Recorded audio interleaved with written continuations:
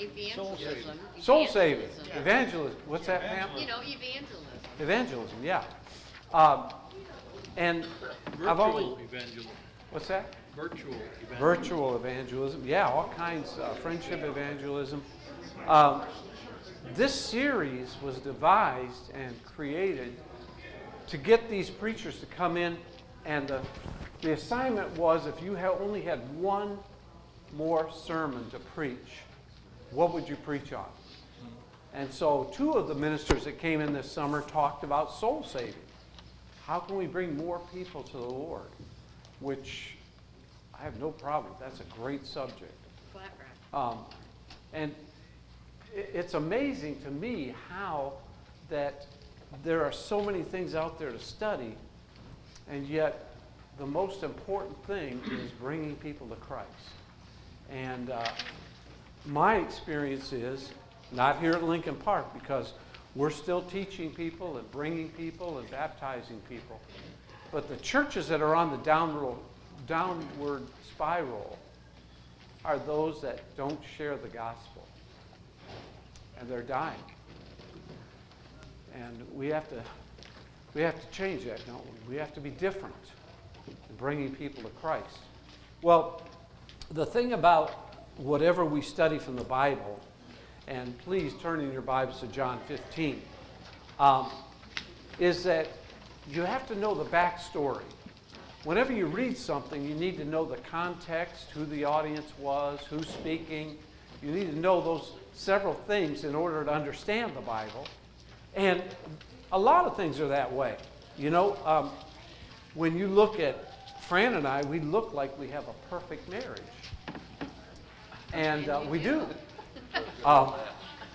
Because I'm not sure Fran's agreeing with you. a lot of times, yeah, I did. Well, you know, the thing, she said this to me last week. She said, "You don't listen to me." 2 things she said. 2 things about you, Russ. Number 1, you don't listen to me. Second thing, I can't remember the second thing, but You still don't listen. yeah, you don't know the backstory to us and how we get along. And we spend so much time in the car, we better have a good marriage. But just driving to different churches and working with them. But songs on the radio, songs on Sirius, they do the same thing. And when you listen to songs, if you don't know the background to it, you won't know what went into that song. Have any of you ever heard of Buddy Holly? You have? Okay. Some of you have. A lot of our younger people are saying, Buddy who? How did Buddy Holly die? Plane crash, 1959, right? Along with a couple others. Yeah. This is a wind Richie Richie Valens. Hayden, Valens, and also the Big Bopper. The Big Bop. A lot of people don't know that somebody didn't get on that plane that was supposed to get on that plane. Does anybody remember who that is? Country singer. Waylon Jennings. He flipped a coin with Richie Valens. Richie Valens won. So he had to get on the bus. And Richie got into the plane. And all 3 of them went down that night with the pilot in a Nebraska cornfield. And everybody thought the music died, including Don McLean. And for some people it did. I mean, you lose 2 young men. Man, Buddy was young. So was Richie Valens of 21, something like that. What kind of an impact would they have had on our music if they hadn't died? But the backstory is interesting to me because it brings about different meanings for things. And I just wanted to share this with you. Many of you don't know that my wife's nickname is Dude. Dude? From her family. So they always called her Dude. When she calls her brother, Mark always says, or when he calls, he says, "Is Dude there?" I know it's Mark. He's the only sibling that calls her Dude. So I told all of our teens to start calling her Dude here at church.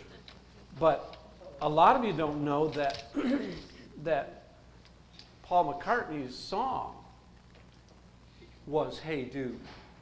And I talked him into to writing Hey Jude.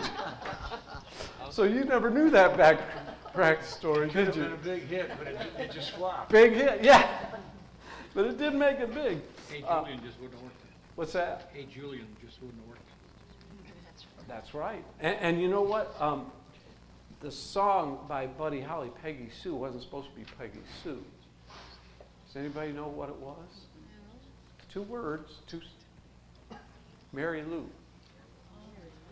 But the drummer's girlfriend was Peggy Sue. They changed it to Peggy Sue because the drummer was trying to get her to marry him. So he got Buddy Holly to change it to Peggy Sue. But anyway, I thought you'd find that interesting. Wake up now, okay? But the thought is that whenever you think about something, if you know the background to it, it's interesting to look at the history of a song. Do you know I never got a penny for that? Changing it from Hey Dude to Hey Jude. He didn't care. They also interviewed Paul McCartney, and they took him into his home when he was a child, where he grew up, and he had written the song "She Loves You." Does anybody know that song? And nobody? Oh, Tom, sing it for us. Yeah. She loves you, yeah, yeah, yeah. And his dad told him, "You can't have 3 yeahs in a song." And he did anyway, and it made a lot of money. Yep. But the backstories are interesting. And the same thing happens in John 15. Tonight, I want to take a little bit of a left turn from what James spoke about last week. He spoke on evangelism, and he talked a lot about people being saved and baptized and all kinds of things that were going on. But he didn't tell us. I want to back up. I want to find out, how do you make contacts? How do you cultivate contacts? It's on the title on your page, on your handout. Does anybody not have one? Jeremy has a bunch of them up here. Over here, Roxanne needs one. He's giving copies. Oh, We're making copies, Russ. I've got some here. There's a few left here. There you go, Jeremy. Thank you. So if you look at this, thanks, Jeremy. If you look at these verses, Jesus is talking about this important subject, because he's saying, when I leave, the advocate's going to come, the comforter's going to come. And the verse is very important because it says, when the advocate comes, whom I will send to you from the Father, the Spirit of truth who goes out from the Father, he will testify about me. Who's me? Jesus. He'll testify about Jesus. And you must also testify. You also must testify. For you have been with me from the beginning. You know, there's a lot of musts in the Bible. You must worship me. You must do this. You must be baptized. You must, and this is one of them. You also must testify. We have to testify.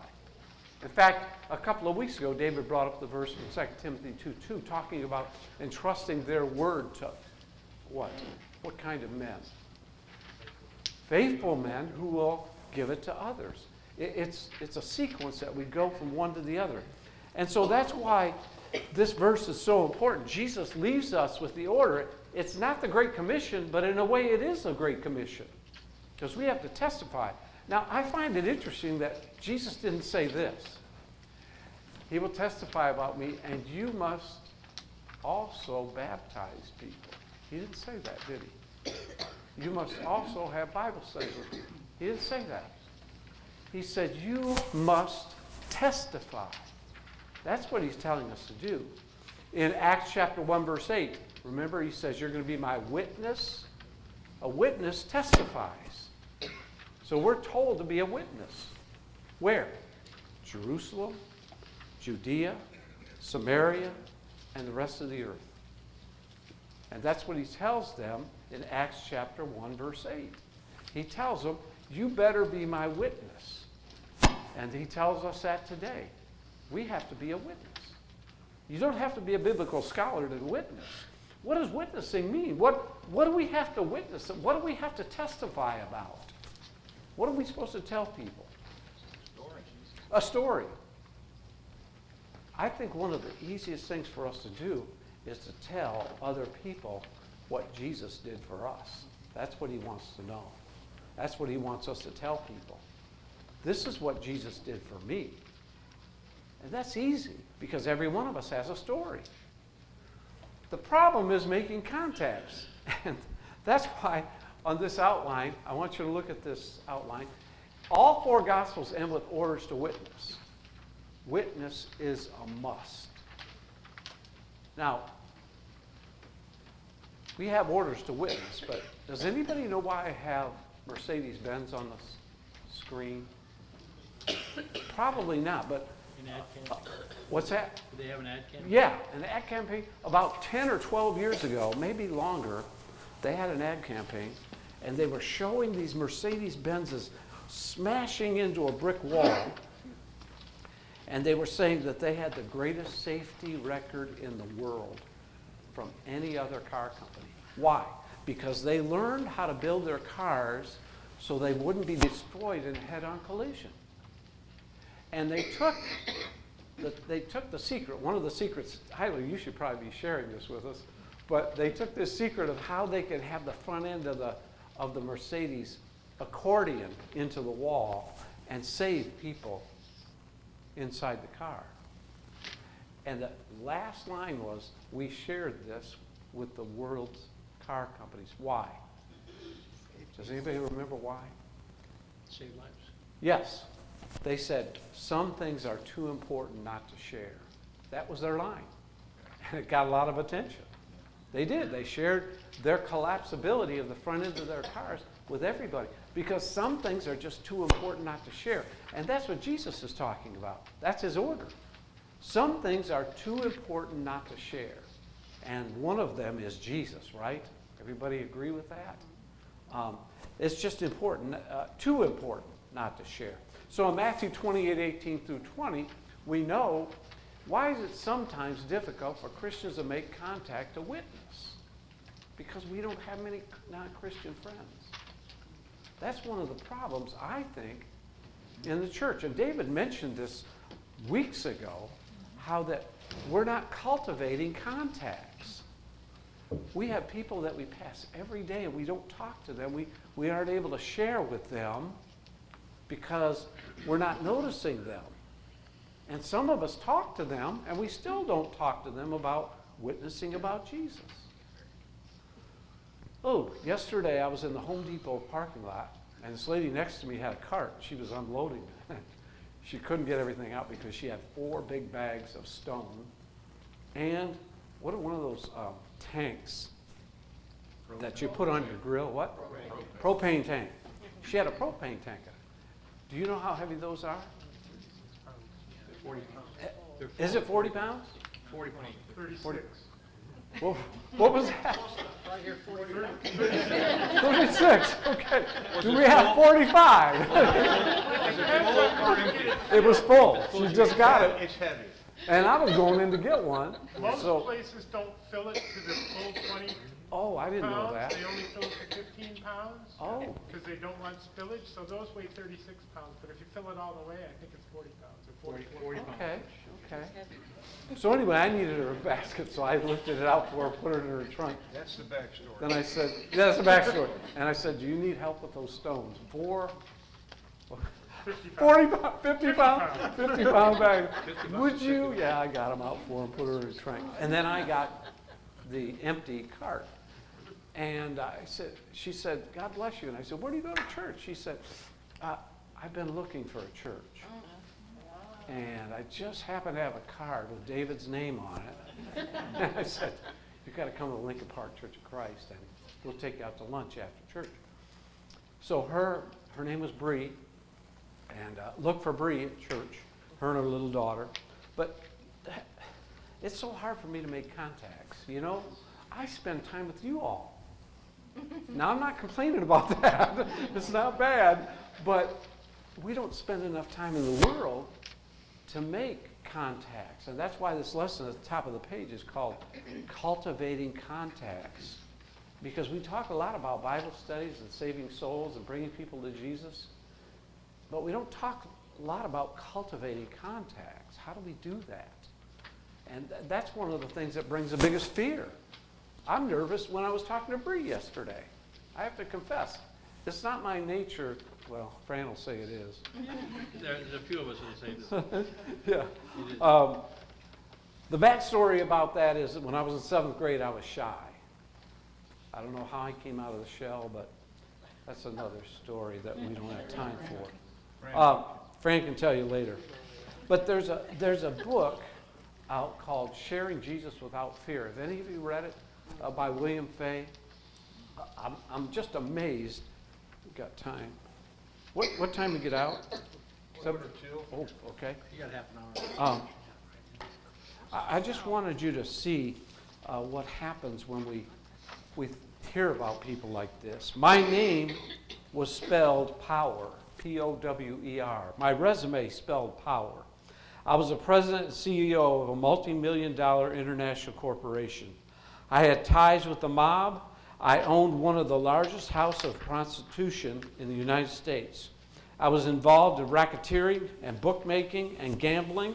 I had a gold Rolex, chauffeured limo, money, my 4th wife, and trophies from my many racquetball championships. I felt I had everything in the world and spelled S-U-C-C-E-S-S, success. And I mocked anyone who dared share their faith in God with me. One morning I went to my athletic club looking for someone to annihilate on the racquetball court. As I looked through the little window on the door, I saw a man on the court who appeared to be a Jew. He had a yarmulke. Brazenly, I pushed open the door and demanded, "What are you doing here on Yom Kippur? Why aren't you out doing whatever you Jews do on holiday?" See how gruff he was? William Fay. Paul Grant replied, "I'm also a Christian. Yom Kippur is the day Jews ask God to forgive them of their sins for another year. I don't have to do that because I've already received forgiveness through Jesus, the Messiah." He was a Messianic Jew. "Oh, please give me a break," I sneered. And then he talked about the fact for months afterward, Dr. Grant would stand by the locker while I asked questions, deliberately trying to make him late for his patients. I thought, what a stupid fool. How can this idiot sit here and let me do this to him? It wasn't until a year and a half later, when my house of prostitution was raided by the FBI, that I ever took him seriously. In the midst of hundreds of phone calls from men, either worried about where the girls were or concerned their names would be found in my records, only Dr. Grant called to ask, "Are you okay?" That was the first time in my 40 years anyone had ever asked me that question. I was so struck by his concern that when he invited me to go to church with him and his wife, Kathy, I accepted. Still, I didn't make it easy for him. Once in church, I sat on the back row. When the attendant tried to pin a rose on me, I threw it like a frisbee. Later, when the Grants took me in their home for dinner, I heard my first Christian testimony from Kathy. Kathy's a kind of radiant woman who looks as though she'd never had a zit. I stared at her in disbelief as she told her story about how Jesus had come into her life because she was abused as a child and how she had been the mistress to an oil baron in Indonesia. I figured she concocted that story as a way to hook me into some sort of cult, which they call Christianity. But the funny thing is, even though I rejected her testimony that day, I can still tell you the dress, the colored dress she wore. I can still remember the teapot from which she poured, yet I left their house saying, "Well, that's fine for you, but I don't need that junk in my life." Through the years, many people came into my life to share their faith, but I would not receive it. I sent those people away discouraged because I either insulted them, antagonized them, or persecuted them. If they walked away from me believing they'd failed, they believed a lie, because I never forgot the name, the face, the person, or the words of anyone who ever told me about Jesus. I'm not going to tell you the whole story. But in sharing Jesus without fear, he's trying to teach us how to make contacts for Jesus and to be a witness and to testify. And so that's what he did, and eventually he was led to Christ and baptized. Because, why do you suppose he was baptized? Can you think of a reason why? Tom? Oh. Sherry? For the remission of sins. But why was he baptized? Why did he decide to be baptized? Tom and then Pam. He probably had a few lessons and began to read the Bible and understood. Might have been exposed to the Bible. Yeah, I was Pam? going to say, somehow he was taught. Yeah, somebody taught. Tyler? Sometimes if you get put up against a wall and there's fear involved, you realize I'm going to be doing some time in jail, or you know, maybe darker thoughts come into as possibilities to get out of this problem. You start listening a little bit more. True. I think that's what happened to him. He said the reason he was baptized later on in the story is because Dr. Grant called him and said, "How are you?" That's it. Nobody else called. He made a difference in his life by just asking him a question. Sometimes that's all it takes. Just ask the question, "How are you doing?" David? You know, one thing I like about that story is that, you know, it wasn't any one moment. I mean, it was the idea that he called, Yeah.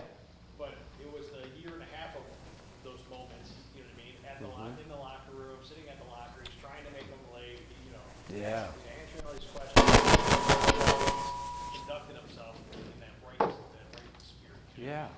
And then obviously culminating with, are you again? I like what you pointed out, because he wasn't offended when he called him a Jew and made fun of him, you know. It's the whole action, how he reacted or didn't react. He just acted. But, you know, it's the simple little things that cause people to be interested in Jesus. Just little things. Tom? I was at, Tom's good at it. When we go to a restaurant, he's the first one to ask the waitress. I learned that from an old white-haired fellow right here. Oh. He always asks their name, and then we say, "We're going to pray. What do you want us to pray about?" Tom? I was in service, not service merchandise, what are we doing? Montgomery Ward? No, Sam's Club. About a year ago, I was at Sam's Club. Oh, yeah, Sam's It was in the Club. fall, and the lady had a big cart there, and she had some plastic plates, and she had some like linens and towels and things. I said, "Oh," I said, "You put your son or daughter, set them up for going away to college?" And she said, "No." She said, "Yesterday I put my dad in a home." Oh. So I asked her if I could pray for her, and we did. And you never know. I try to open up conversations with people all the time, and it's not always. Usually, I think I'm just being cute. I'm sure Barb will tell you she's with. I wish I would shut up. But every now and then, maybe one time out of 10, somebody comes back Oh, yeah. and they have an opportunity. And like you said, when we go out to eat, we ask the waitress, "Have you got anything in your face?" And you don't expect to get anything back, but how many times have waitress servers told us that, "Yeah, we just have a serious situation with our son or with our daughter or at home or whatever," and they just stop, and you can see it in their eyes, and they really do appreciate that. I mean, we don't know after that what happens, but we introduce them to Jesus when they know that they really need it. That's right. And every time Tom does that, we always get better service. Those waitresses are falling all over themselves to help.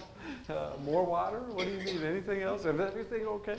So it's a great experience. And Tom is so shy. That's the one thing that really impresses me. So, sharing Jesus without fear. I don't think you can do that. I'm still nervous when I talk to people about Jesus. When I go up to somebody's house to visit with them, I'm nervous, you know? I'm always that way. I'll probably never get over that, but we have to do it. That's the point that William Fay brings up. So how do we create Bible studies? You just don't walk up to people and say, "Hey, do you want to have a Bible study with me?" That rarely works. Hardly ever. Hardly ever. Never worked with me. So there's something else that needs to happen. I hope you're filling this out. it requires some sort of friendship. James talked about friendship evangelism.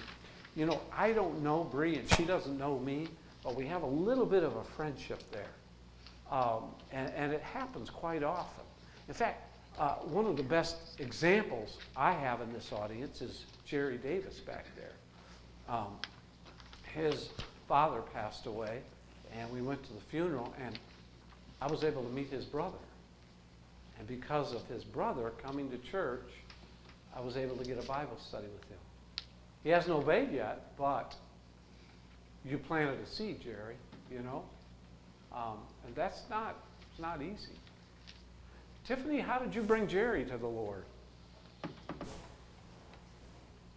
think he just knew that this is what we're gonna do. Yeah. Just showing up and learning.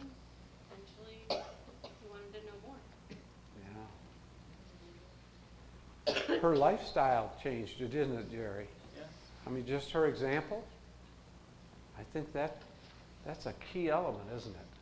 It really is. So, what's that?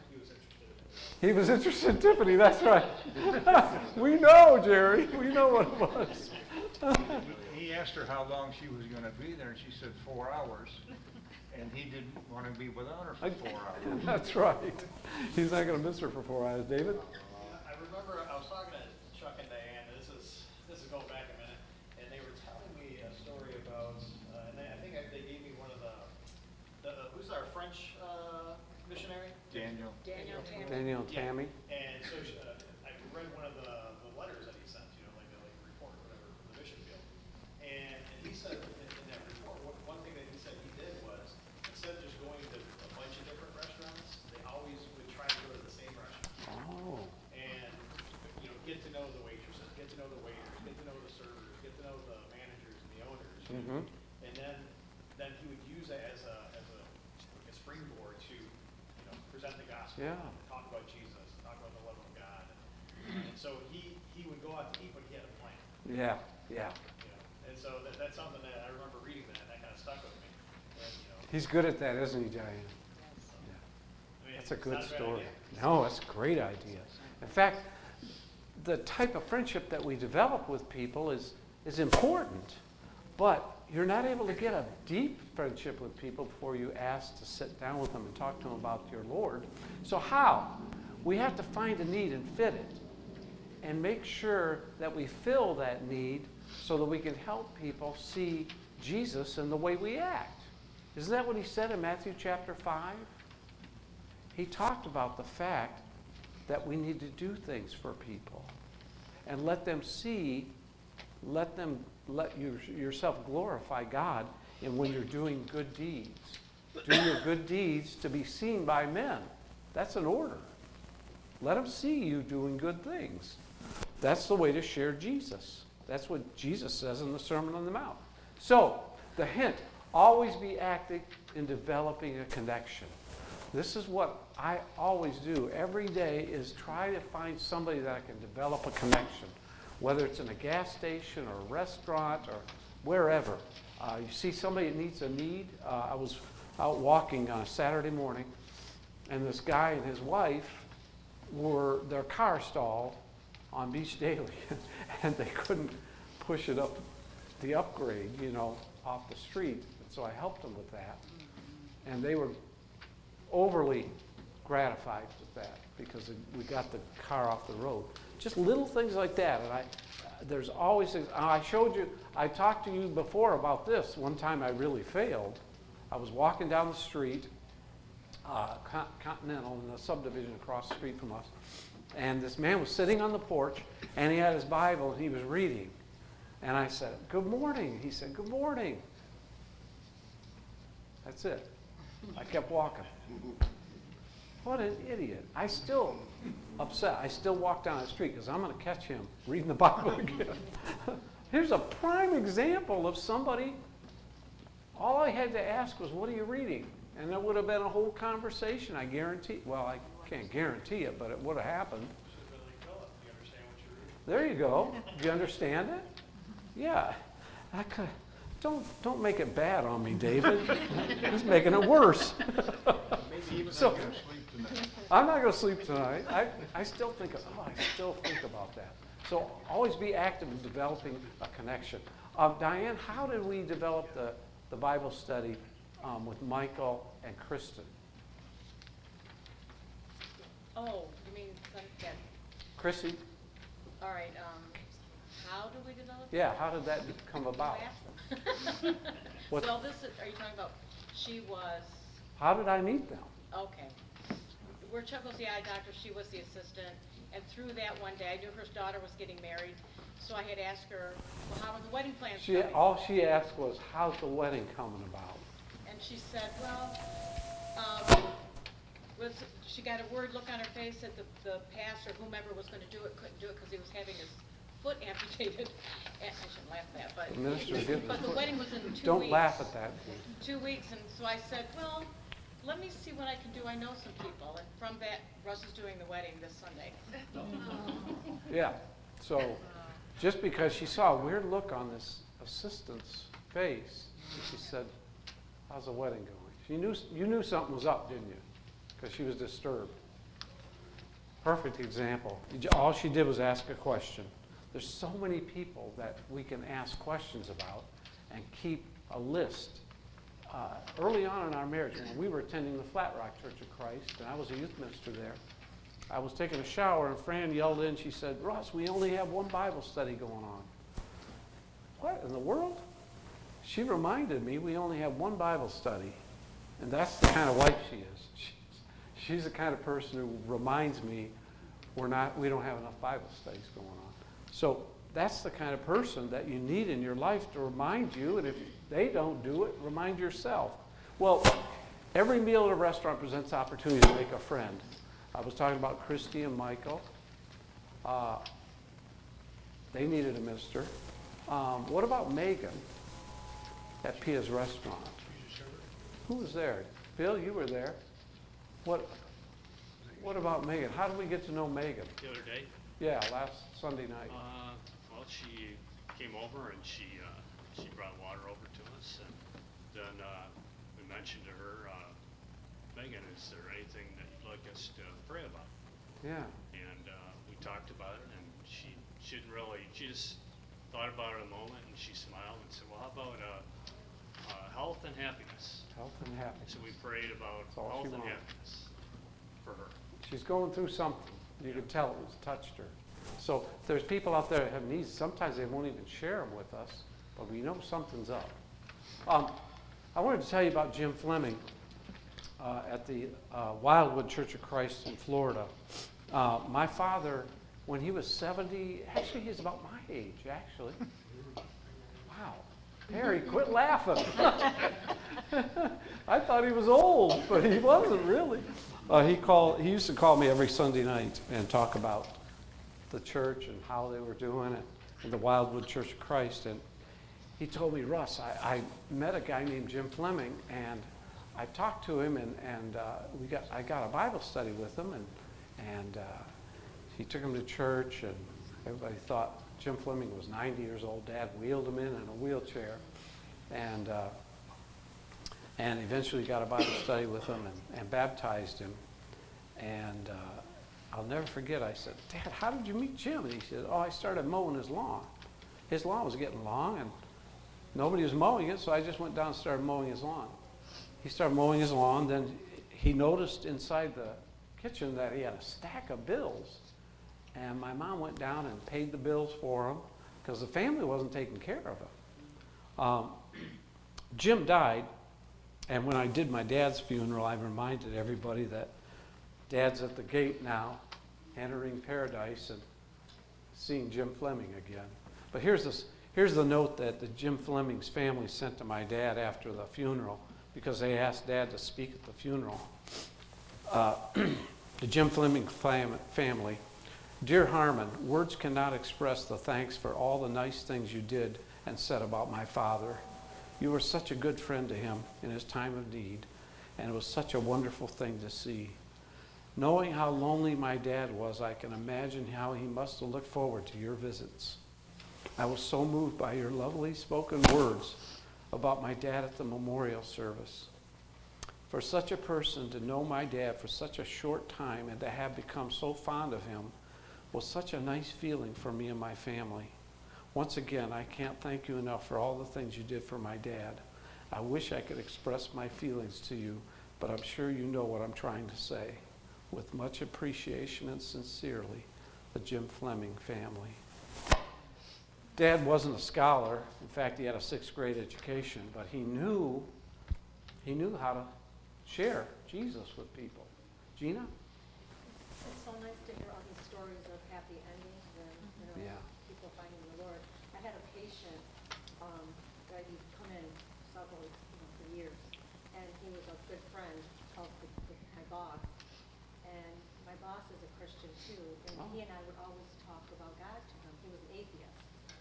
And in fact, I invited him to church one time, and Oh, he came. good. Doug Wells was the pastor here. Oh, yeah. Yeah, but his name was Ken, and Ken was just a rough kind of guy that didn't want to hear anything, but Charlie and I would always try to talk him while we were doing dental work on him. Oh. And the last time I saw him, I mean, this is like about 3 years now, but recently he came in, and last time I talked to him about God, Jesus, he got mad at me, and he told Charlie, they went to high school together, and he said, she is so unprofessional because I would try to talk to him about Jesus, Oh. because his health was failing. But Charlie didn't care because he knew, he and I are both like that, Yeah. But the sad story is that he passed away just recently, Oh. and I just never knew if he accepted Jesus at the end. His name was Ken Brisbane. Yeah. Yeah, sometimes people are like Ken. You can talk to them and talk to them till you're blue in the face, and sometimes they don't appreciate it. But we weren't like doing that, it was all fun and stuff Right. like that, Right. but not bad. But you planted the seed. It's up to him. It's just, Yeah. hard. That's a hard story. How many of you heard the story of the man with the basket that John told? Do you remember that story? Yeah, heartbreaking. Heartbreaking. John preached the gospel to him, and he wasn't ready to respond, didn't want to be baptized. And John's on the road the next day going to baptize somebody, and they called him and told him that the man had passed away. It happens, doesn't it? Sad. In fact, you're on my list. I was going to call on you in a minute. But we'll get back to the lesson real quick here. So, in Taylor at Olga's, when we go to eat at Olga's, there's a waiter named Taylor. And I call her Southgate instead of Taylor. She's a Taylor. Her name's Taylor, and she lives in Taylor. But I asked my grandson, Drew, I said, what was her name, Drew? He said, it's Taylor, Dad, not Southgate. So I couldn't remember. For some reason, Taylor, and we live in Taylor, so I couldn't remember the name. So she's one that we're talking to at Olga's, and Megan at Pia's. Both of them were waitresses. Those are prime examples of people that you can talk to, see if they have any needs. Jesus is not asking us to save anyone. He's asking us to share what Jesus has done for us. That's it. That's all. And so, if something comes out of it, great. If nothing comes out of it, that's fine. You've done what God wants us to do. He's asking us to plant the seed and water it, not to baptize people, not to bring people to Jesus, just plant and water. The Lord will give the increase, right? 1 Corinthians chapter 3. So, true Christianity is both show and tell. You can't just show Jesus. Sometimes you have to tell him. You need to get in conversation. And that's what he's doing for us, giving us that example. So I wanted to do this before we go any further. And that is to ask, and I've got it written down. See how organized I am? It's pitiful, isn't it? Oh, did I? That's what I was looking for. Thank you, Candy. Good girl. Where is it? Oh, this one? Yeah, I've already used that. But thank you. Anyway. So I've got some issues that I wanted to talk about in this, and that is I wanted to ask some people how they do it. One of the people that's so introverted is Roxanne. Roxanne, how do you make contacts for Christ? Well, you're going to laugh at this because this is a good story from yesterday. I had to go into Troy for work, and I really, boy, it was a testimony because I don't like driving, number one, and I'm so used to being at home and working. But I had to meet with both of my bosses yesterday. So the joke of the matter, we sat down, I said, well, I hope you have patience of Job today, Chantal. And she laughed. She says, Roxanne, you always got some reference like that to church. I said, yeah, that's because, I sure need it. And she says, well, that's so good. And I said, church is just like work. I said, the hardest part is showing up. Yeah. And Yep. she goes, that's a good way to look at it. I said, well, you have to show up first. That's most important. And then I said, we're all, no one is perfect, and we all strive to just do our best. And she said, yeah, because I was there yesterday to go over some things that probably I'm not doing the best. And let's see what she said to me that really struck a chord. I said, well, it's just like at church. I said, it's a hospital for sick people. And my other boss goes, well, that's why I don't go to church. I'm not perfect. And I said, oh, Deb, nobody's perfect in there. That's right. I said, we all have something. That's right. I says, every single person in there, no matter what you think, we all have our own little bag, so to speak. Exactly. And she's like, well, that's a good way to look at it. I said, so don't ever feel that way. It's a hospital a church is like a hospital for sick people. Because, Amen. I work for Henry Ford, so I wanted her to say that. And she said, Roxanne, you always have something funny to say about that. I said, Segue. well, it's true. She's so good at that. John, how did you bring your mom to church? Oh, boy. She was at church last week. I think probably striving to be an example, of what my faith in God is, how it's changed my life. And she's pointed it out, John was so patient. We met. Hope you can see your face. We met on her porch for how many weeks? and Oh, studied yeah, with her? yeah. Probably 2-3 different times we sat down and talked And about her the dog Bible. barked incessantly. And it's ear splitting, right? Yeah. It's a chihuahua. Yeah. And John's so patient, and I'm getting nervous. Yeah. But he was so patient and brought her to church. How about that person you met at work? Oh, that's, his nickname's Natty. His name's Ian. What's his nickname? Natty. Natty, Yeah, okay. Ian is his name. What happened there? I met him through a coworker when I was at Guitar Center, Yeah. and a mutual friend, Jeremy, and he would always come in to see Jeremy near closing time. And one thing led to another. We started talking, hanging out, and exchanged contact because I was trying to play a gig at a place in Melvindale, and he offered to let me open up for his band. Oh. Yeah, it was a couple years ago, and that's kind of how we got to know each other. Yeah. And then now I'm over at GFS in Taylor, the grocery store, and he pulled in the driveway. I was like, "Hey, what's up, dude? I haven't seen you in a while." He went to Gordon Food? Yeah. That's where I ran into him recently. We caught up a little bit, and we chat in the aisle where I was stocking. And I have been reading this book by Willie Robertson, the Duck Dynasty guy, called Yeah. Gospeler, that I found on a YouTube I bought that thing. last week. Isn't it? Yeah, good read, yeah. And anyways, I'm like halfway through it, and I think reading that kind of helped me get out of my shell. And while we were chatting, I made it a point to say musically, we were chatting about the music scene and stuff, that I might want to actually start writing songs that directly, give glory to God or about that, instead of just like, a positive message, Yeah. And one thing led to another. I was like, hey, I'd like to share the gospel with you, and I even wrote down like everything from the book and like read it off my phone. But I made sure he had my number still before we departed. He left, and I said, if you have any questions about the Bible or God or salvation, please reach out to me. So when you That's so said natural. the cultivating the contact, I think that reminded me. It's been on my mind. Tonight I'm going to try to reach out, maybe text him, say, hey, it was good to see you. It's about time, isn't it? How are you? Yup. You never know when your timing's going to be Yeah. perfect. Yeah. See, contact. And if you've never heard his music, you need to. He's a good songwriter and a great musical, right, Tyler? Yeah, he is. He's probably not as good as you, though. No, right? he's good. He's better. Oh, right. Randy, how did you make contact with John? Aren't you glad John's here? We're so I glad. get tired of seeing John. John lives across the street from I'm Randy. kidding. I'll let How did John that tell happen? the story. How did that happen? How did he make contact?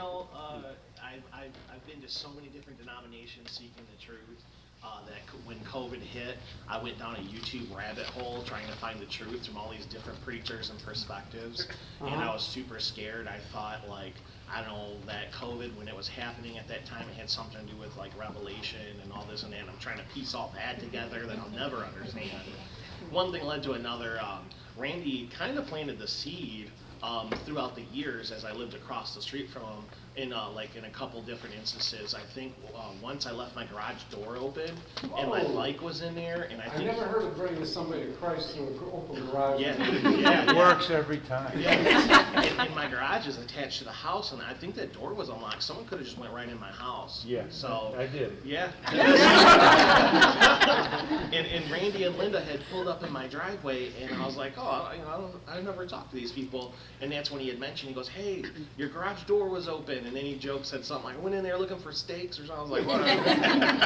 But I remember looking down when I was talking to Randy, Linda had a pamphlet for church, something like I don't know what it was. I seen a cross.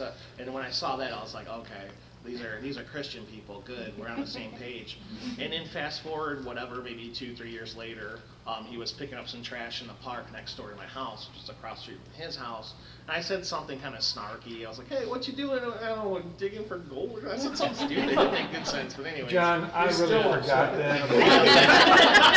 I forgave that a long time ago. Yeah, and then when we chat, the thing that really really spooked me in a good way was he said, "I'll tell you how to get into heaven." I've never heard it said like that. I'll tell you what. Yeah, I'll tell you how to get into heaven. And I've never heard that. I've always heard, like, it's just all about grace and this free gift and stuff, which is true, but never that direct, bold statement was like, this is something we don't deserve, but he gives it to us. So how to get into, it's Story. Well, I told John, you came to the right place. He was walking, and every Tuesday night, I go over and pick up the trash that the kids drop before it turns into 1,000 pieces. Would you come to our neighborhood? Yeah. Before they cut the grass on Wednesday. Anyway, I told John, I said, John, he explained his story. He was searching. He'd been here, he'd been there, he'd been everywhere. And I said, John, you've come to the right place. And I said, when you get done with your walk, knock on my door. So he did a half an hour later, and I gave him a copy of Bustle and a Shovel. Yeah. And he said, okay. I said, John, read this, and then we can talk. Monday morning at 7 o'clock, he's knocking on my front door. 7 a.m. And I said, come on in, John. And we sat for a minute, talked. I said, I'm going to call David and see if we can get a Bible study. And it was during COVID. It was over the computer, correct? Yeah. And David did all of the hard work, and then and John was converted. That's great. And he has stayed faithful. How many years ago now, John? Was that 2020? Has it been 4 years? Over It was 4? right during It was COVID. August I'm 2020. so glad your garage door was open. What a segue. And how many of you saw Tim and Andrea here at church Sunday morning? Yeah. Did you see them? Okay. Lucas's parents. Oh, yeah. Thank you. Lucas's parents were here Sunday morning, and I said, what's going on? They said, well, we figure since our kids are being fed here, we need to be here too. Now, how did you make that contact, Nicole? Actually, all through Keeson. Keeson, see? Yeah, I knew you were going to go to Keeson. What happened? Him and Lucas have gone to school together, and then when COVID hit, Andrea decided to homeschool them, so there was a long stretch where we actually didn't have contact, and then Lucas decided to come back in 6th grade, and so they got reconnected, and I actually one day said, hey, do you want to come to the 4th of July barbecue or Labor Day barbecue, because Keeson has no friends because it's all girls. And Lucas was like, yeah, I'm in, and then he said he wanted to come to and church with Lucas us. is so cool. Yeah, he's a good guy. He's so good. Lucas was just baptized. Wasn't it like a week or so, 2 weeks ago, that he Yeah, was baptized his dad? His dad wanted to be baptized in That's the, so neat. in the Lake Michigan. So we have our first Bible study with them Saturday morning at 9 o'clock. And they have good coffee, they said. So. Yeah, we're all these stories reminds me of the story when I was over at Tennessee now. Yeah. And Don McKenzie's whole family came to Christ through his sister. His sister was spending the night with the family down the block, her friend that was Christians, and they said, hey, we go to worship every Sunday, do you mind if she comes? Yeah. And she was going and going and going, a year went by, and then she came home one day and said, I want to be baptized. And they're like, baptized? Well, wait a second, I thought you were just, going to hang out, you know what I mean? But, she's been hearing the word. Long story short, because I know we gotta get out of here, but literally the entire family eventually came to Christ, but it was by one family, by the girlfriend inviting her to spend the night, and then them taking her to worship, and then eventually it led to, and then Don McKenzie was an elder in Lord's Church. But it started with his sister spending the night at her friend's. That's a great family. Great family. I had a whole list, and we're done. We're over time, in fact. But man, that's a great story. I had it all written down here. I have some people that aren't on here that I can't get to, but I was going to tell you about at Applebee's, Tammy. I was going to talk about Karen Watson and Ashley. Have you met them? They've been visiting here. We got a study with them. They were here last week. Karen Watson and Ashley, her daughter, and Kelly and Patrick.